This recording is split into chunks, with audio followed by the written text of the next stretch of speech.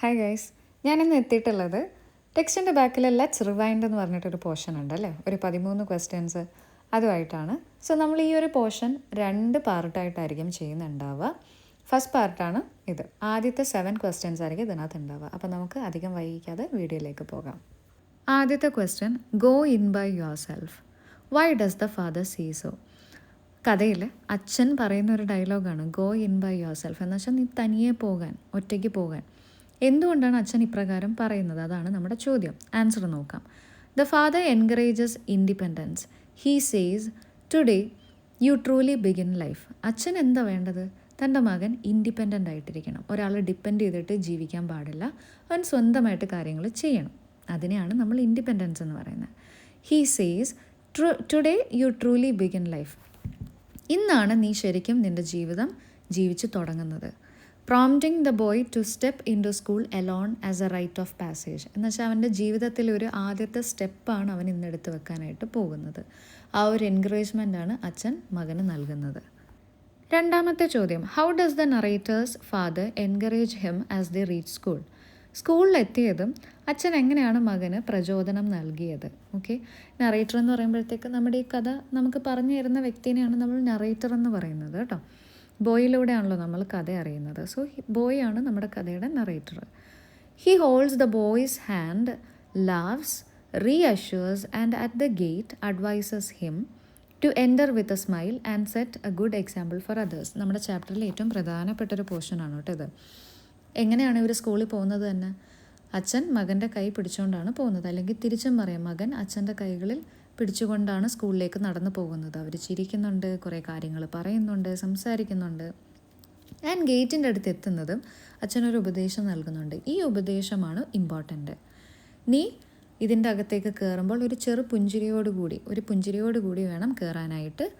അതുപോലെ മറ്റുള്ളവർക്ക് നീ നല്ലൊരു ഉദാഹരണമായി മാറണം.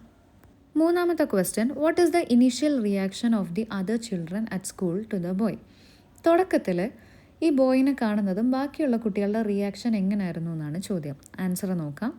ദേ സ്റ്റെയർ ക്യൂരിയസ്ലി. ഇതാണ് പ്രോപ്പർ വേർഡ്. ക്യൂരിയസ് ആയിട്ട്, എന്തോ ഒരു സ്ട്രേഞ്ച് ആയിട്ടാണ് നോക്കുന്നത്. A boy ask. അതിലൊരു ബോയ് വന്നിട്ട് ചോദിക്കുന്നുണ്ട്, ഹൂ ബ്രോട്ട് യു? നിന്നെ ആരെ കൊണ്ടുവന്നേ? And also adds, my father is dead, highlighting the boy's isolation. ഈ ചോദ്യം ചോദിക്കുന്ന കുട്ടി പറയുന്നൊരു ഡയലോഗാണ്, എൻ്റെ അച്ഛൻ മരിച്ചുപോയി. ആൻഡ് ഈ അച്ഛൻ മരിച്ചുപോയി എന്ന് പറയുമ്പോൾ പോലും യാതൊരു ഇമോഷൻസും ചേർക്കാതെയാണ് ഇത് പറയുന്നത്.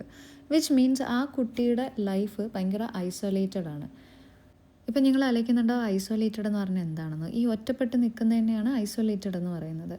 നമ്മുടെ ബോയിനെ സ്കൂളിൽ കൊണ്ടാക്കാൻ അച്ഛനുണ്ടായിരുന്നു, കൈ പിടിച്ചു കൊണ്ടാക്കാൻ. എന്നാൽ ഈ ചോദ്യം ചോദിച്ചാൽ കുട്ടിയുടെ അവസ്ഥ എന്താണ്? ആരുമില്ല, അച്ഛനില്ല, അച്ഛൻ മരിച്ചുപോയി. സോ ആദ്യത്തെ റിയാക്ഷൻ എന്ന് പറയുന്നത് കൂടുതൽ പേരും ബോയിനെ ക്യൂരിയസ് ആയിട്ടാണ് നോക്കുന്നത്. ഒരേ ഒരു കുട്ടി വന്നിട്ട് മാത്രമേ സംസാരിക്കുന്നുള്ളൂ. എന്ന് ചോദിക്കുന്ന ചോദ്യം ഇതാണ്, നിന്നെ ആരാ കൂട്ടിക്കൊണ്ട് വന്നത്? നാലാമത്തെ question, how does the woman reassure the children on day first day? First ഡേയിൽ ചെല്ലുമ്പം സ്കൂളിലൊരു ലേഡി കുട്ടികളുടെ അടുത്ത് അഡ്രസ്സ് ചെയ്യുന്നുണ്ട്. അപ്പോൾ നമ്മൾ ചാപ്റ്ററിൽ പറഞ്ഞിട്ടുണ്ടായിരുന്നു, ഈ ലേഡി എന്ന് പറയുന്നത് HMO പ്രിൻസിപ്പളോ ആരെങ്കിലും ആയിരിക്കാം. അപ്പോൾ കുട്ടികളൊക്കെ ഒന്ന് പറഞ്ഞ് റെഡിയാക്കുന്നത്. കാരണം അവർ ആദ്യമായിട്ടാണല്ലോ വീട് മാറി നിൽക്കുന്നത്. സോ എന്തെല്ലാം കാര്യങ്ങളാണ് പറയുന്നത്, എങ്ങനെയാണ് അവർ കുട്ടികളെ ഒന്ന് പുതിയ എൻവിറോൺമെൻറ്റായിട്ടൊന്ന് സെറ്റാക്കി എടുക്കുന്നത്? ആൻസർ നോക്കാം. She tells them the school is like A new home. അപ്പോൾ എന്താ ലേഡി കുട്ടികളുടെ അടുത്ത് പറയുന്നത്? ഇതാണ് ഇനി മുതൽ നിങ്ങളുടെ പുതിയ വീട്. ഇവിടെ വിത്ത് കെയർ ടേക്കേഴ്സ്, നിങ്ങളെ കെയർ ചെയ്യാൻ വേണ്ടിയിട്ട് ഇവിടെ കുറേ കെയർ ടേക്കേഴ്സ് ഉണ്ട്, വിച്ച് മീൻസ് ടീച്ചേഴ്സ് ഉണ്ട്, who can act as parents and provide everything enjoyable and beneficial for you. ഇവിടെ നിങ്ങൾക്ക് എൻജോയ് ചെയ്യാനുള്ള കാര്യങ്ങളും കിട്ടും, അതേപോലെ നിങ്ങൾക്ക് ലൈഫിൽ ഉപയോഗമുള്ള കാര്യങ്ങളും ഈ ഒരു സ്കൂളിൽ നിന്ന്, ഈ ഒരു പ്ലേസിൽ നിന്ന് നിങ്ങൾക്ക് കിട്ടും. ആൻഡ് അതിന് നിങ്ങളെ സഹായിക്കാനായിട്ട് ഇവിടെ കുറച്ച് അച്ഛനെയും അമ്മേനെയും പോലെ ആൾക്കാരുണ്ട്, അവർ നിങ്ങളെ ഹെൽപ്പ് ചെയ്യും. അഞ്ചാമത്തെ ചോദ്യം, what subjects and activities are introduce to the children? എന്തെല്ലാം സബ്ജക്ട്സും എന്തെല്ലാം ആക്ടിവിറ്റീസാണ് കുട്ടികൾ സ്കൂളിൽ ചെല്ലുമ്പോഴത്തേക്ക് അവർ പരിചയപ്പെട്ടത്?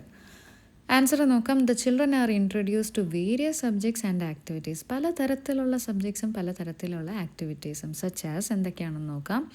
ലാംഗ്വേജ് പഠിച്ചു, ജോഗ്രഫി പഠിച്ചു, യൂസിങ് എ ഗ്ലോബിലൂടെ അവർ കോണ്ടിനെൻസും കൺട്രീസൊക്കെ പഠിച്ചെന്ന് നമ്മൾ ചാപ്റ്റർ വായിച്ചതിലൂടെ നോക്കിയായിരുന്നു. ബേസിക് ആയിട്ടുള്ള കാൽക്കുലേഷൻസ്, നമ്പേഴ്സ്, അതാണ് ഈ അരിത്തമെറ്റിക് കൊണ്ട് ഉദ്ദേശിക്കുന്നത് കേട്ടോ, കണക്ക്. Singing in the music room. First പാട്ട് അവർ പാടുന്നത് മ്യൂസിക് റൂമിലാണ്. പിന്നെ പലതരത്തിലുള്ള ഗെയിംസ്, അത് ഊഞ്ഞാലായിക്കോട്ടെ, വോൾട്ടിംഗ് ഹോഴ്സ് ആയിക്കോട്ടെ, ബോൾ ഗെയിംസ് ആയിക്കോട്ടെ, ഇതിൻ്റെ ഇടയിൽ അവർ ചെറിയ ചെറിയ മീൽസ് എൻജോയ് ചെയ്തിരുന്നു, ചെറിയ ചെറിയ ഉറക്കങ്ങൾ എൻജോയ് ചെയ്തിരുന്നു. ഇതെല്ലാം ഇവരുടെ സ്കൂളിൽ ഇവർ അനുഭവിച്ച് ഇവർ ചെയ്ത കാര്യങ്ങളാണ്.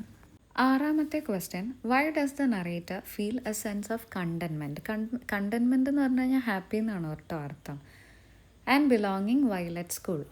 സ്കൂളിൽ ആദ്യമേ ചെന്നപ്പോൾ അത്ര ഇഷ്ടമൊന്നും ഉണ്ടായില്ല, കാരണം എല്ലാവരെയും കണ്ടപ്പോൾ ഒരു സ്ട്രേഞ്ച് ഫീലിംഗ് ആണ് ഉണ്ടായത്. ബട്ട് പിന്നീട് അങ്ങോട്ട് പോകവേ ഒരു സെൻസ് ഓഫ് ബിലോങ്ങിങ്, ഓക്കെ ഞാനിവിടെ ബിലോങ് ചെയ്യുന്നുണ്ട്, ഐ ഡു ബിലോങ് ഹിയർ എന്ന് പറയുന്നൊരു ഫീലിംഗ് കിട്ടിത്തുടങ്ങി. അത് എന്തുകൊണ്ടാണെന്നാണ് നമ്മുടെ ചോദ്യം. ആൻസർ നോക്കാം. He finds comfort in playing, learning, making friends and feeling useful in this new environment.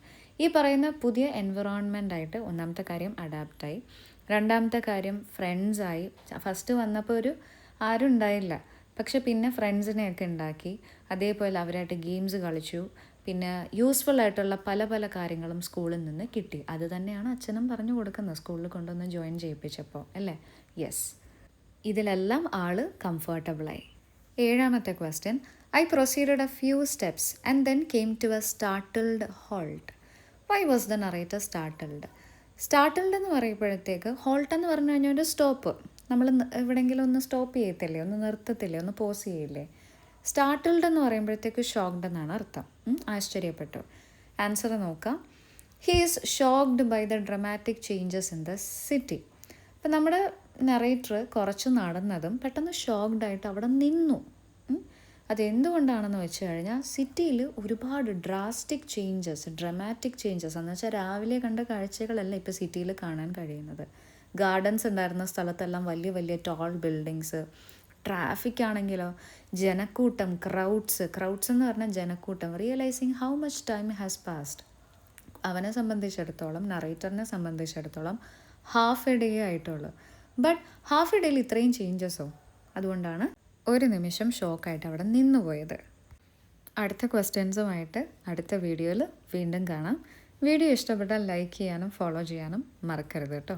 അപ്പോൾ ഓക്കെ, ബൈ.